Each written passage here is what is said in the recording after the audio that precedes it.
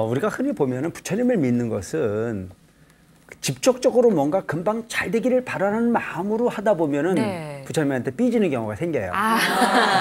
이제 예. 그 조건을 붙이다 보면. 예. 근데 문제는 자, 우리가 기도를 하는 것 자체도 그렇고 노력을 하는 것 자체가 좀 지혜로워야 될 필요가 있습니다. 네. 우물에 동전을 던져놓고 떠올라오게 달라고 기도하면 떠올라와요, 안 떠올라와요? 안 떠올라요. 안 떠올라와요. 우리가 기도를 하는 것 자체는 본인 스스로들이 지혜롭기 위해서 하는 거예요.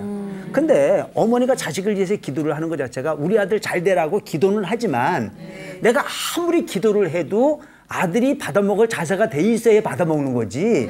받아먹을 자세가 안 돼 있으면 안 되잖아요. 우리가 야구를 하면은 투수가 있고 캐쳐가 있잖아요. 그러니까 투수가 잘 던져야 되고 캐쳐가 잘 받아야 돼요. 그리고 우리가 뭐 어떤 그 전파를 보내는데도 송신이 있으면 수신이 있는 거잖아요. 그죠?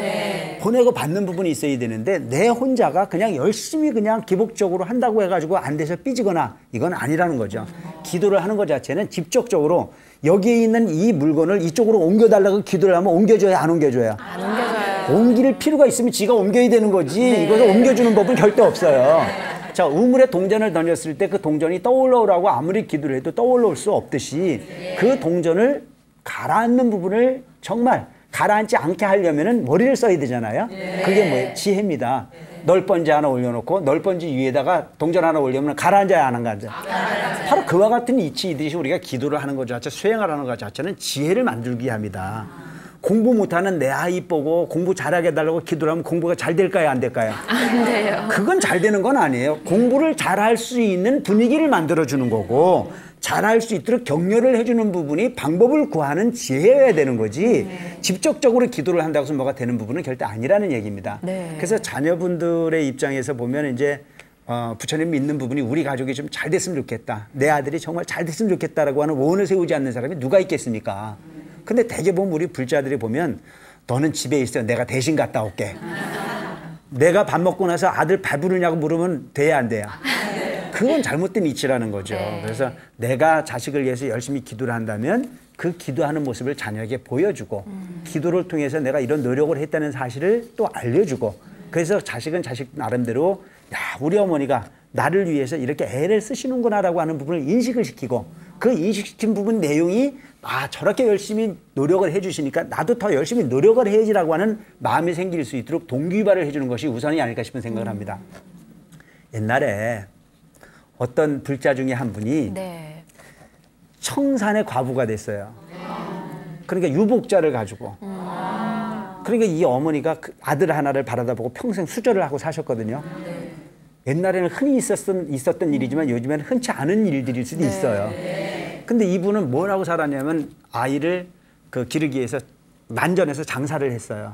그래서 평생을 장사를 해가면서 아들을 길렀어요. 어머니가 너무 열심히 부처님 믿고 열심히 일하고 그래서 저를 길렀다는 사실을 아들이 알아요. 나중에 결혼을 시켰어요. 며느리를 봤거든요.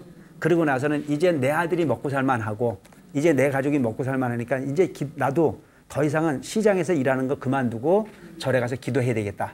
그래서 구인사에 가서 한 달씩 기도를 한 거예요. 여름에 한 달, 겨울에 한 달을. 열심히 기도를 하는데 가서 기도를 하는 중에 아마 어떤 친구가 본인 집에 찾아와서 어머니 어디 갔냐고 물었던 거예요. 그러니까 며느리가 하는 얘기가 우리 어머니 구인사에 휴가 갔다고 그런 거예요. 휴가 간 거에 기도하러 간 거예요.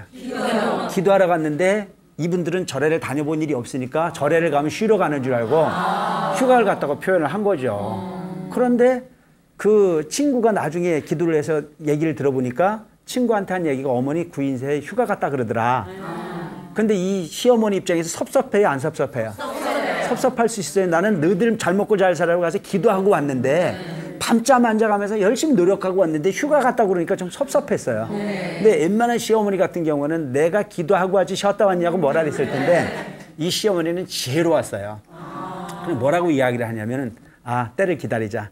그래서 그 다음 안거 때까지 기다렸던 거예요. 그러면서 안거 들어가기 전에 딱 이야기를 한 거야. 야, 내가 구인사에 가서 안거를 이렇게 하다 보니까 많은 사람들이 아들 며느리들이 가끔 와가지고 뭐 이렇게 해서 의문을 오던데 나는 너희들 기르느냐고 너희들 먹고 살기 힘든 것 같아서 그런 부탁을 한 번도 안 했지만 너무 얻어만 먹어서 미안한데 한 번 좀 와줄 수 있냐고 물었던 거예요. 그러니까 아들 며느리가 그 말 들어야 안 들어요? 그 말 듣지 그거 못 들어줄진 못하잖아요. 그거 간단한 일이잖아요. 야 나도 내가 기도를 하는데 아버지도 않고 그러면 짜증나서 안 갔을 텐데 해줄 수 있냐고 물었거든요. 그러니까 어머니 걱정하지 마세요. 갈게요. 그리고 이제 구인사가 기도하는 중에 아들 며느리가 떡사발 사갖고 이제 이문을 온 거야.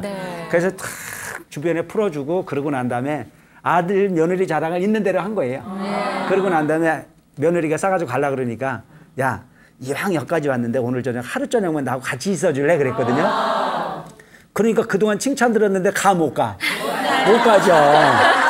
그래서 하루 저녁 옆에 붙들어 놨더니 밤새도록 노는 게 아니고 밤새도록 기도하거든요. 그러니까 그 며느리가 하루 저녁 옆에 있어 보더니 그 이튿날 기도 끝나고 난 다음에 어머니 죄송합니다. 우리 입이 잘 되는 게 어머니 때문에 잘 된 건데 우리는 우리가 잘나서 잘 된 건 줄 알았습니다. 너무너무 이 힘든 일을 어머니만 하실 게 아니고 저도 열심히 기도할래 그래가지고 지금까지도 열심히 절에 잘 다니거든요. 자, 우리는 이렇게 상대방에게 몰아붙이듯이 뭔가 원망하듯이 할 것이 아니고 열심히 노력을 하고 열심히 상대방을 정말 말 한마디로써 따뜻하게 포근하게 끌어안으면 양쪽을 다 얻을 수 있는 부분이 가피를 충분히 얻을 수 있다고 생각합니다. 부처님을 믿었기 때문에 그만하지 부처님을 안 믿었으면 그보다 더 할 수도 있다는 생각을 가지고 며느리에게 뭔가 원망을 하기보다는 아들은 내 소유물이 아닌 며느리의 소위 남편이라고 하는 부분을 인정해 줄 수 있는 넉넉함이 필요합니다. 그래서 내가 언젠가 말씀드렸잖아요. 시어머니는 현역이 아니고 뭐라고요? 고문이에요. 고문은 뭐 하는 게 고문이에요? 묻는 것만 답하는 게 고문이에요. 그러니까 현역에서 은퇴하셨거든. 먹고 살든 굶어 죽든 신경 쓰지 말고 그건 아들 며느리에게 맡겨줄 수 있는 그런 멋진 시어머니가 된다면 양쪽을 다 얻을 수 있는 평안한 가족이 될 거라고 생각을 합니다. 스님 너무 또 감동적인 실제 있었던 일이잖아요. 이런 이야기 전해주시면서 또 마음을 전해주신 것 같습니다. 지금 시아버지께서 연락을 주신 거니까 시어머니 되시는 그 아내분하고 얘기를 잘 해보시면 어떨까 싶어요. 그럼요. 어쨌든 간에 그 시아버지는 무슨 일이 있어도 며느리는 뒤쪽에서 이뻐하시고 네. 앞에서는 아내 편 들고 네. 그러니까 참 중간 역할을 하기 쉽지 않잖아요. 네. 그래서 항상 양쪽을 다 좋게 갈 수 있는 부분에 그 화합의 어떤 그런 조력자가 될 수 있다면 아주 행복한 가정이 될 수 있으리라고 생각을 합니다. BTN